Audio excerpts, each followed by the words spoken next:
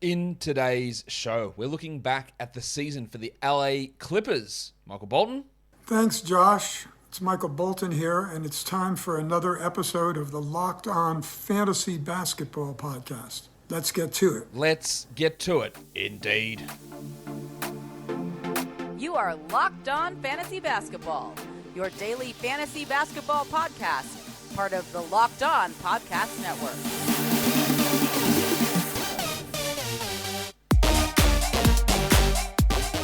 Hello and welcome to the Locked On Fantasy Basketball Podcast, brought to you by Basketball Monster. My name is Josh Lloyd, and I am the lead fantasy analyst at basketballmonster.com and at Yahoo Sports Australia. And you can find me on Twitter, as always, at redrock_bball, and on Instagram at Locked On Fantasy Basketball. Thank you for making Locked On Fantasy Basketball your first listen every day. We are free and available on all platforms. We're here to look back now at the season for the LA Clippers. A disappointing one in the end, not making the playoffs. Of course, we know the reasons why. If you don't know the reasons why, it's because Paul George missed over half the season and Kawhi Leonard didn't play a second. There's your reasons. They are primed, I think, for a pretty big year next year. Recent reports suggesting that the Clippers are frustrated with Kawhi. I don't know if this is just, if it's true, if it's bullshit. I don't know. Oh, they're annoyed that he didn't come back. Like, it's been 10 months since his ACL. Nobody comes back in 10 months from an ACL, basically. So I don't know what sort of expectations that report would suggest the Clippers had on Kawhi, that he would come back at the end of the season. It would have made no sense to do that. So I tend to think that's bullshit. But who knows?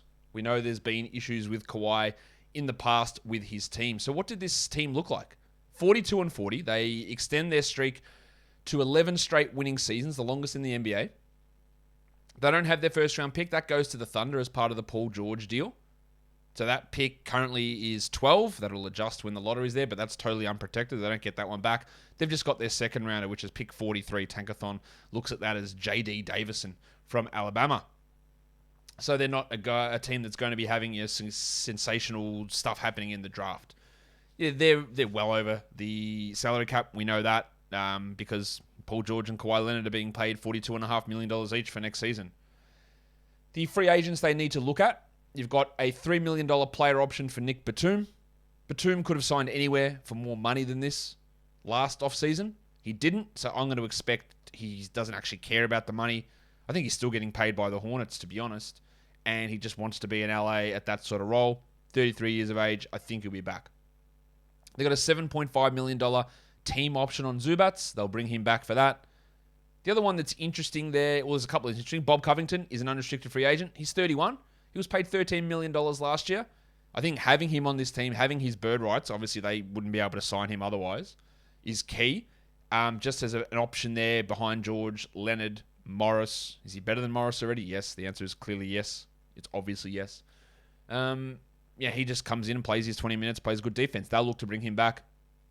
Rodney Hood's an unrestricted free agent. I wouldn't worry about him. But the other one that's interesting is Hartenstein, who they signed to a minimum, almost didn't make the roster. It was between him and Harry Giles, at the start of the season.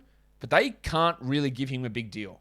So that makes it all the more important they bring Zubats back. I would be, if I was an NBA GM, I would be making sure they can't bring Hartenstein back. 2 years, $10 million, 3 years, $20 million, anything. Like, you don't want him going back there on a deal that's, for $2 million. Because I think they can only pay him 120% of the salary cap. So you want to make sure... He's only 23, Hartenstein, one of the best rim protectors in the league, one of the best advanced stats players in the league, and they won't be able to, under all likelihood, be able to retain him. Amir Coffey's a restricted free agent, as is Xavier Moon. He's a restricted free agent. Not that we care about Moon too much, but Coffey had some moments, and I think they will bring him back for next season, and he'll probably be one of those 3-year, $9 million deals with a non-guarantee on the third year, something like that. He's not that good, but he is solid enough to have started plenty of games and to have some really strong moments for this team this year. In terms of where they were this year, 24th on offense, 8th on defense. Well, getting Kawhi back in a full season of Paul George is going to bump that offense up to 24th. The fact that they were 8th in defense is really impressive again without Kawhi. They will be much better next season. I don't think there's any debate about that. They finished in the 8th spot but lost both the play-in games. You'd have to look at them as at least a top 6 seed, probably top 4 seed. Kawhi's going to miss a bunch of time next season. We know that. He's going to sit some back-to-backs recovering from this ACL, probably. And Paul George will have whatever random injury happens to him, whether it's his shoulder or his knee or his ankle or his foot or his elbow or whatever. There's always something with him. It's never a persistent or consistent area of the body, it doesn't seem. Like the elbow was just a weird injury. But it always seems to be something that is limiting what Paul George does on the court. But maybe Paul George needs to build up his protein levels. And to do that, you got Built Bar. It is the best tasting protein bar ever. If I ever meet Paul George, I'll say, Paulie, my guy, are you having your protein bars?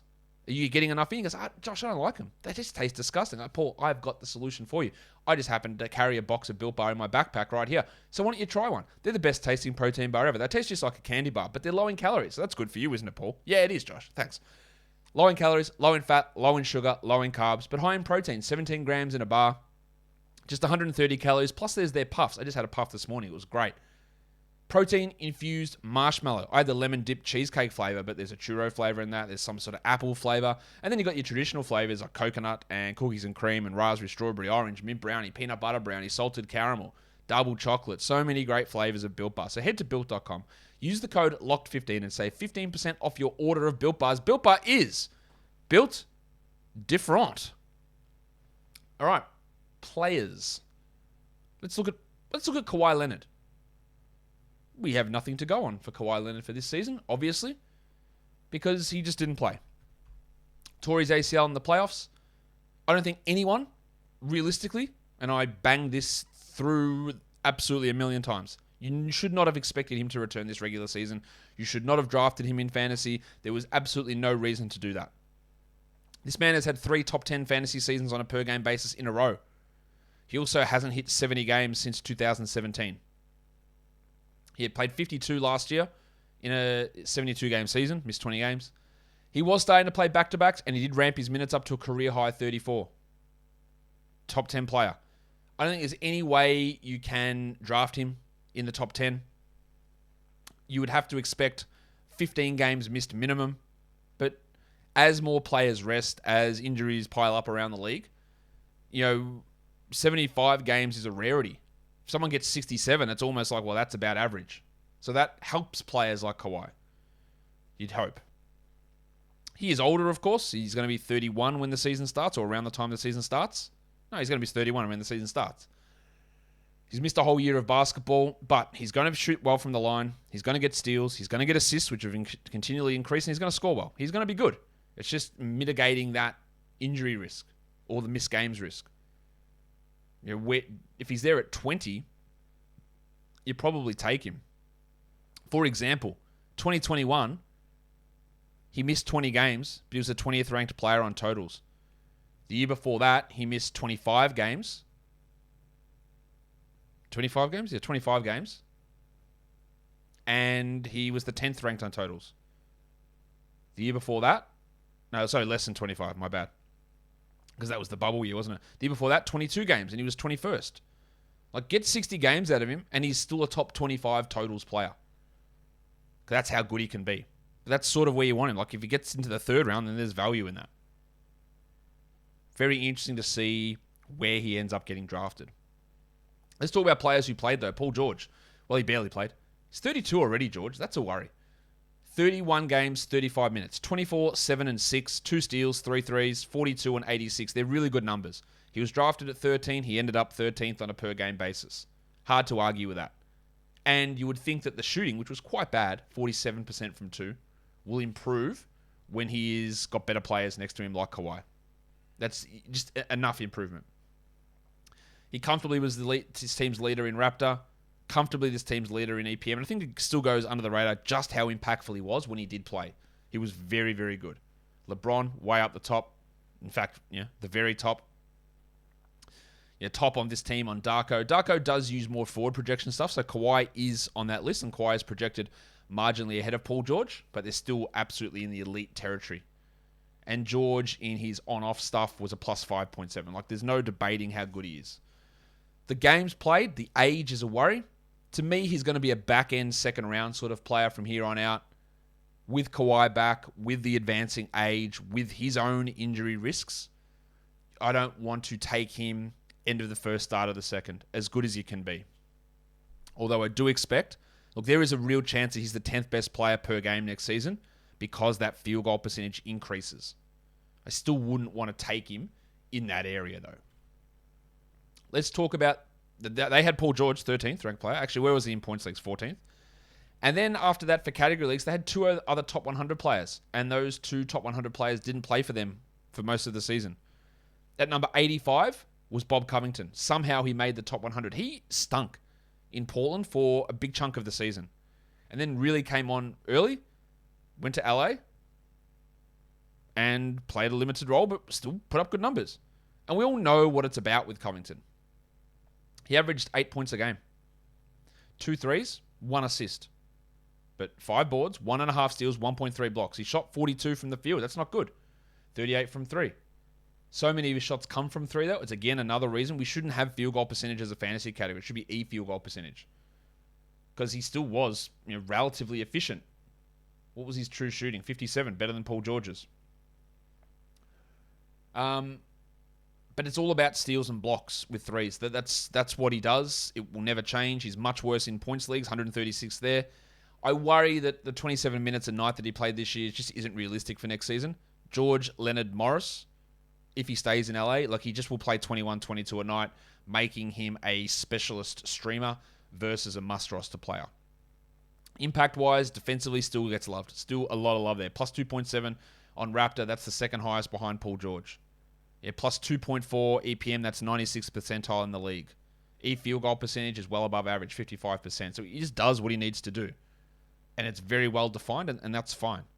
Yeah, another huge LeBron year in defense, and overall LeBron is pretty good. Darko loves him. And he's just sort of staying solid in that area at a plus 2, which is a massive number. He's just very impactful. Plus 11.5 on off for his time with the Clippers. Huge. But we look at the 27 minutes, and I'd have to lop 6 off that.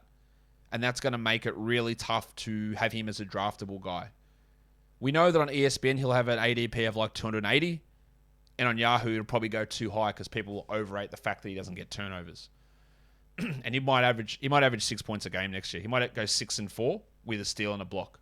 That's Nerlens Noel territory.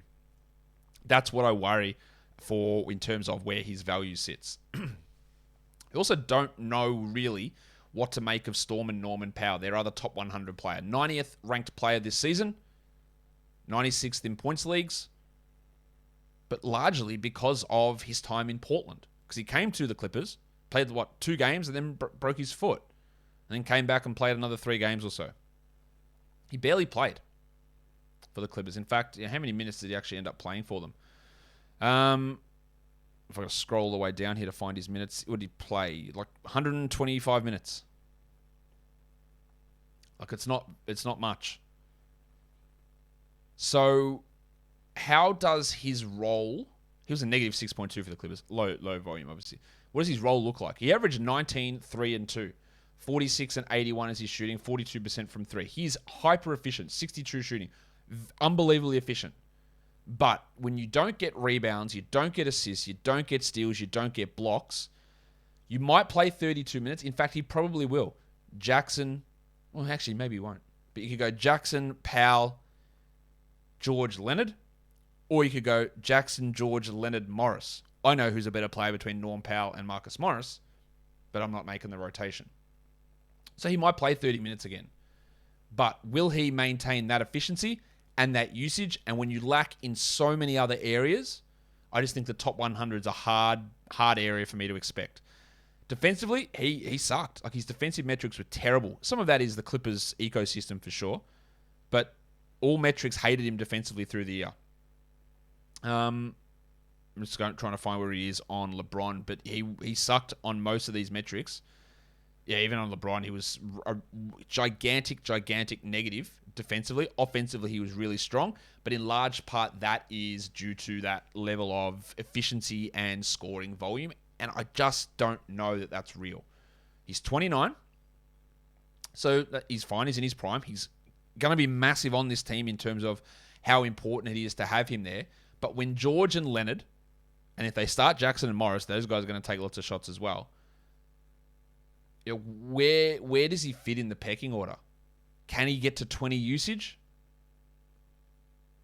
I am pretty skeptical. Can he maintain that crazy level of shooting that he had? That's the concern as well. He hit 46% from mid-range. It's a high number. 42% from three. It's a high number. He's shit-ass at the rim. So he's room to improve there. But outside of elite scoring and good usage, which can easily both drop off, he offers nothing. And that is going to lead me to think I would not want to touch him in the top 100. Probably not top 120, personally. Not interested in that at all. But I am interested in telling you about betonline.net, your number one source for all of your betting stats and sports info. For all the latest sports developments, league reviews and news, including the basketball playoffs, which you won't be able to bet on the Clippers there because they didn't make it, and the start of the Major League Baseball season. Also got the hockey playoffs as well. Are the Flyers even in? I don't even know. BetOnline is your continued source for all of your sports wagering information from live betting, playoffs, esports, and more. Head to the website today or use your mobile device to learn more about the trends and the action. BetOnline is where the game starts. Who do we look at next? Zubats, 108th ranked player. He's just turned 25. 24 minutes, 10 and 8, 1 block. Why is he ranked so highly? 108th. Well, in points leagues, he's 118th, so a little bit down. The reason is 62% from the field, 63% in fact, and 73 from the line. So a big field goal percentage positive and not a big negative in free throws. And he's also a really strong rebounder with 8.5. Everything else, not particularly good. And the upside for him, I think, is fairly low. And especially in a situation where you get Kawhi back, his usage of 17 probably drops, 15, 14. So those 10 points maybe become 8 points. And therefore, that impacts your field goal impact. Instead of 6.5 field goal attempts, maybe it's 5 field goal attempts per game. And the 63% is still good, but the impact that it has on lower volume is not quite there. He was pretty solid defensively. He had some moments offensively, but like so much of this rotation, the inconsistencies killed him. 30 minutes, 30 minutes, 30 minutes, 17, 18, 17, 21, 21, 17, 35, 32, 17, 19. Like, how could you trust any of that shit? The same goes for his backup, who'd played 26, 26, 26, 7, 18, 7, 18, 26. The rotation made no sense. And I don't really think it's going to... Look, next season it might be better for him because Hartenstein will be gone. And he'll have to play 30 minutes. But with the return of Kawhi, there'll be more Morris at center, Covington at center, Batum at center. So maybe he doesn't play more minutes. Maybe the way they fit those wings in and Kawhi in is just by making Covington a full-time center. Maybe they just go small all the way. That's possible. Advanced stats are pretty big on Covington on Zubats. They're big on Covington too, but on Zubats. Covington was 96th percentile defensively. Didn't actually talk much about his advanced stats, but they are all pretty strong. Zubats is strong as well. Not as high as his backup, but they're pretty strong. Good defense, solid offense, 65% around the rim, 66, around the rim. Excellent rebounding numbers. Like, he's a solid center. But I'm just not sure that the volume in what he does will translate across to fantasy. Reggie Jackson, 137th ranked player. You needed to punt field goals hard. He shot 39% from the field. 17, 3.5, and 5 are okay counting stats. 2.23s, good. Now, he's never been a good steals or blocks guy, and he wasn't again. 0.7 steals is bad. He was at 85% from the line, but limited attempts. Good scoring, good assists, but it doesn't push you into the top 100 when you're such a massive negative in field goal percentage. You've got to be punting that to take the value there of Reggie Jackson. In points leagues, much better, 95th. He averaged 29 fantasy points. But again, the 28 usage, how can that maintain when Kawhi's there? The answer, and a full season of Norman Powell. It can't. So it's going to be really hard to look at Reggie Jackson and go draftable player. Advanced stats, don't really like him. He was 10th on this team. Make it in Raptor, make it 9th if we don't include Xavier Moon. His EPM is fine, 71st percentile. That's okay. His LeBron is okay, just a bit below 0. Like, he's just fine. Could they do with an upgrade at point guard? Absolutely they could. I don't think he's anywhere near the right fit for what this team needs. He's great when George is out or when Leonard's out and they need someone to ramp up usage. But in terms of a fit with their idealized team, with Powell, Leonard, George, Morris, I don't think he makes any sense at all. I think they should be investigating looking to trade him. He's got an $11 million sparring contract. That's really cheap. But I think they need a different option in there. I don't think he's going to be remotely close to a 12-team league player next season. He'll have moments for sure, but as a draftable guy, I wouldn't have thought so. Speaking of wouldn't have thought so, 32-year-old Marcus Morris, who's going to be 33 at the start of next season. He played only 54 games. He's got a persistent knee problem, seems to always flare up. 15 points, 2 threes, 4 rebounds. And Marcus Morris, historically, has been a guy who can barely be a top 100 player as long as he gets a lot of minutes and a lot of usage, because he gets no steals or blocks. He's a bad rebounder, bad assist player, and can be inefficient. And we saw that again. 15, 4, and 2. 15 is good. 0.5 steals, 0.3 blocks, never gets them. 43 from the field, horrific. 37% from 3 is nice, but he needs volume. Those 29 minutes, I don't see how that repeats. He was 141st this season. He was 125th in points leagues. His advanced stats, his Raptor was the worst on this team. Unless, non-J Scrub, Shemi Ojale division. His EPM was low, below league average. His LeBron was terrible, right down the bottom of the list on this team. His Darko is pretty bad, negative 1.6, and falling off a lot. I wouldn't start him at all if I was this team. It's Powell, Leonard, George. I don't know what purpose he brings. I think he's highly overrated as a defender. He had a negative 8.3 net rating this season. I think he's highly overrated. He's an inefficient shot chucker who doesn't impact the game enough. And I think there's any way he's remotely draftable. I would play him 20 minutes a night if I was Ty Lue. The next guy that I would at least play 20 minutes a night if I was Ty Lue this season is Isaiah Hartenstein, who played 18 a night. Still was the 142nd ranked player in fantasy. In points leagues, 175th. 18 minutes, 68 games. He's just about to turn 24, so he's still pretty young. 8 and 5, 0.7 steals, 1.1 blocks, 63% from the field, 69% from the free throw line. Giggity! He is, I think, really good. I think that he can be a starting center. Is he better than Zubats? I think yes. But he's not going to be on this team next year, so it's very hard for me to know where he goes. Put him in Charlotte. Hey, my recurring segment of let's put a center in Charlotte and see what they do. Put him in Charlotte. That's a top 75 player. He was second on this team in Raptor. Positive offensively, positive defense. One of the best rim protectors in the league. Defends okay in space. Not great, okay. Passes the ball well. Scores efficiently. He's just smart. He knows what to do. You're going to be shocked to know he was second on this team in EPM. 93rd percentile in the NBA. 95th percentile field goal percentage. Finishes at the rim. Good rebounder. Good passer. 77th percentile assist percentage. Good shot blocker, 95th percentile. 81st percentile steal numbers. This is what he did back in Germany. This is what he did in the G League. This is what he did in Houston. This is what he did wherever he's been. And I don't know why it's taken this long to catch on. Hey, guess who was second on this team in LeBron? Oh, yeah, it was Hartenstein. Guess he's fourth in Darko. Equal with Robert Covington for third at a 2.5. 2.5. His impact metrics are unbelievable. Plus 9.9 on off. Now, some of this stuff is because of lower minutes, and it's not just going to become, well, he plays 30, he's an all-star. Those numbers would tell you he's an all-star, right? If they translated that way. It doesn't work that way. But he is very good. I would, at age 24, knowing that he's not going to be stuck on this Clippers team next season, somebody needs to give him an opportunity. I think there's so massive upside.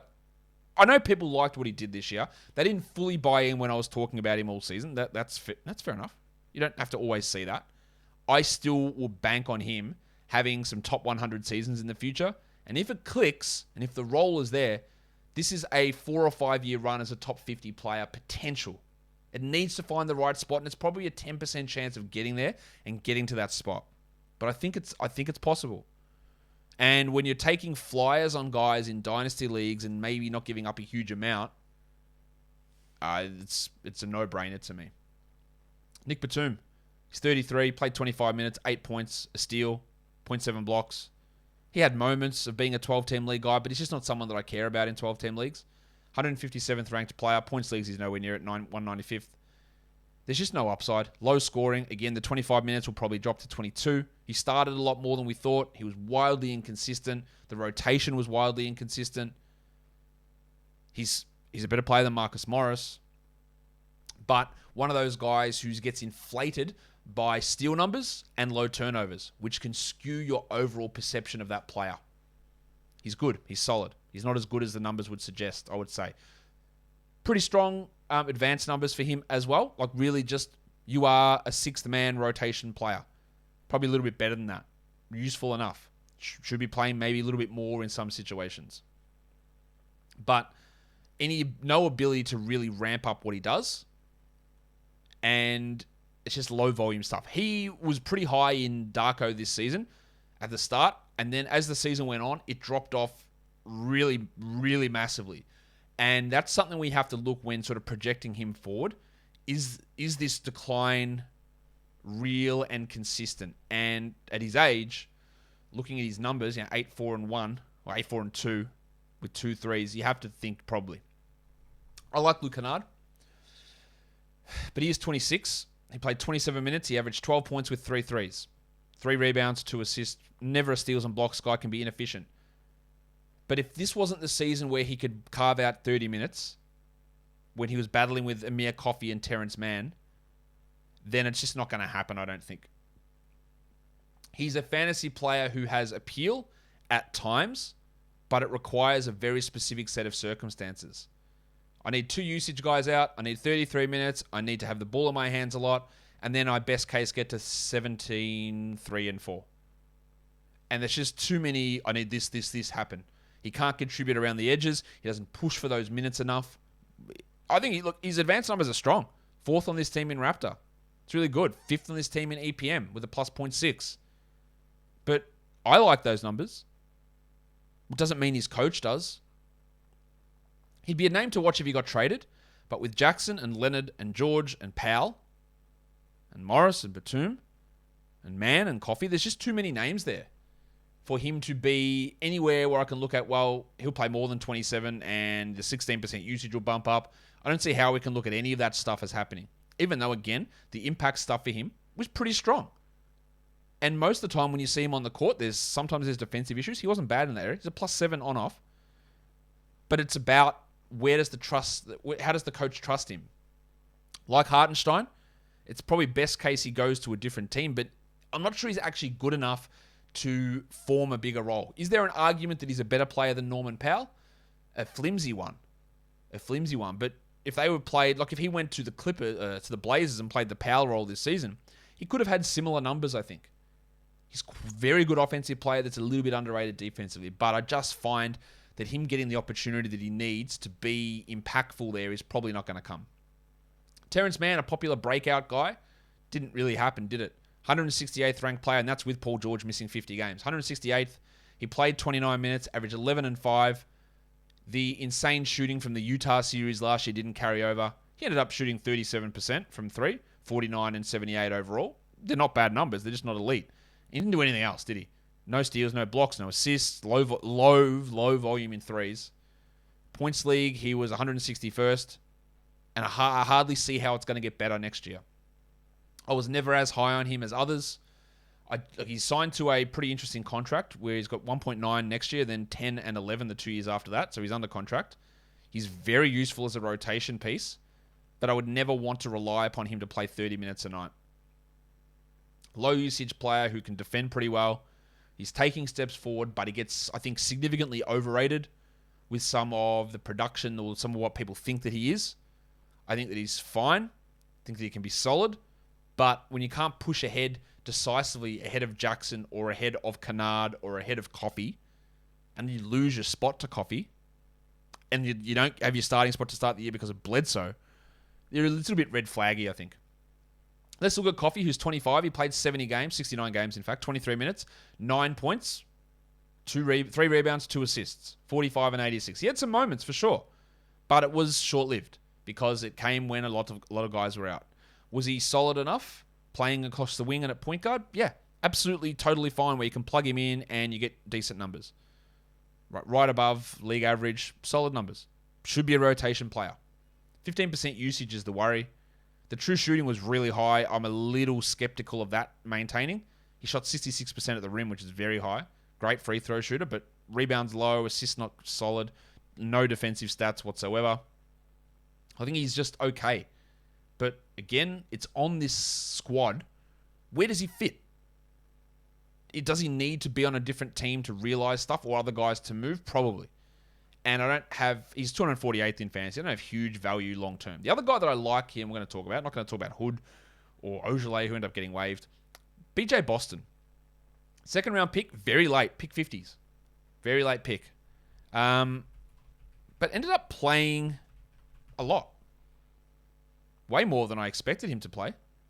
I didn't expect that he was going to begin the rotation really at all, but 51 games, 15 minutes, 7 points on 39%, 31% from 3, 43 from 2. And 2 rebounds, 1 assist, nothing particularly special there. The advanced stats are pretty down on him. That's what happens when you're a rookie. It happens often. He struggled a lot.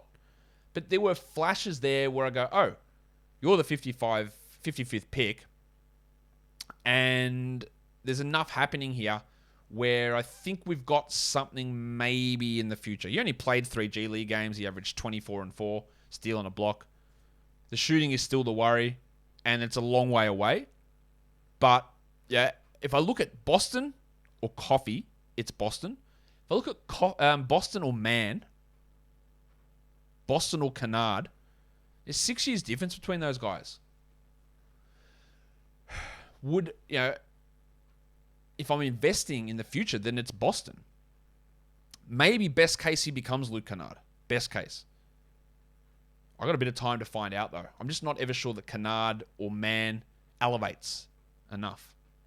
Remember, Man was like the 46th pick in the draft as well. It's not like he's some high pedigree player. He just turned it on. And it's just hard to find the opportunity here for BJ.